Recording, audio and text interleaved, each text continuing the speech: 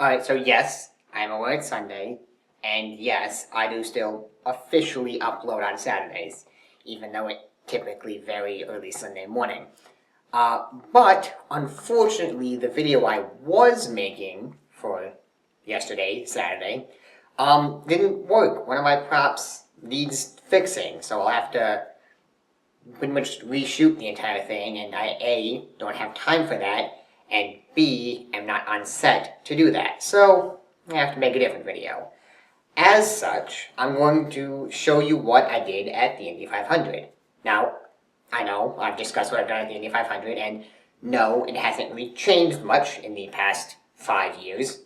However, I'm going to do a more in-depth look, so show you the things that I haven't shown you before, that we still nonetheless do.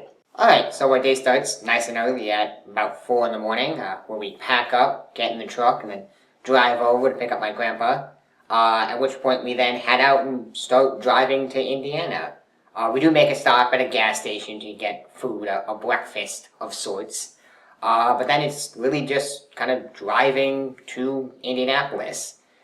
We typically get there at about 8 in the morning, somewhere around there, park, walk across the bridge, and then enter the stadium. Once we get inside the gate, we typically immediately go to the center, the area inside the track. We pass under this tunnel, and then we typically pass by the large tower, kind of command tower, I guess, I don't exactly know what it is, which is right near the original Indy racetrack, right here. It's stuff made out of bricks. And then we go out, get a hot dog, and then just typically keep walking down a bit farther to get to the racetrack. Normally, we're able to get onto the racetrack. I've shown a video of that in the past. However, this year we got there a bit later, and so we couldn't get on the racetrack. We just had to observe it outside the fence. But after that, we then typically head back under the bridge and to our seats. Now, once we get to our seats, it's typically just a lot of waiting, because the race doesn't start until noon Eastern time, so we're just typically just waiting in our seats for a couple hours with the other thousands of fans, because there are a lot of people here. It's a big stadium. But there are festivities. For example, there's a band playing, which I'm really just getting the heads of, but they're still over there playing. Because it is Memorial Day, they do have soldiers marching by, all nice, dressed in uniform. And then as we get closer to the race, they start to kind of pick up the festivities a bit more. For example, we had paratroopers, paratrooping, which was pretty cool. I hadn't done that before. We also had an astronaut to introduce the national anthem, which is pretty cool.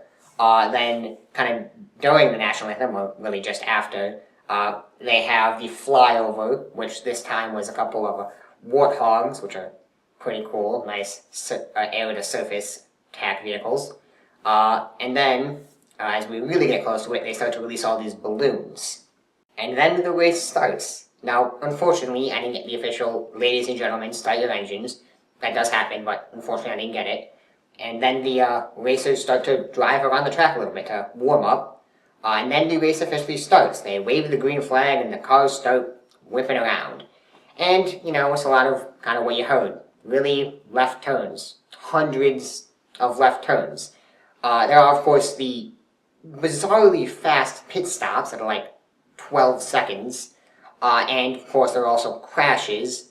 In this case, they actually had to bring in an ambulance. I believe one of the mechanics was actually run over. I think it was okay, though, so they needed an ambulance.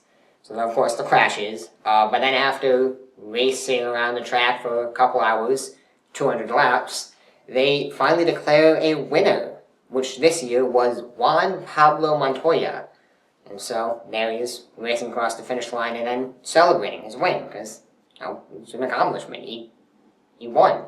But yeah, after a bit of celebration, we start heading back. We walk down the stairs, leave the stadium, head back across the bridge to the makeshift parking lot where we get in the truck and then start heading back home. Along the way, we do make a stop at a diner because it is about dinner time. It's good to eat. But really, we just start heading back home.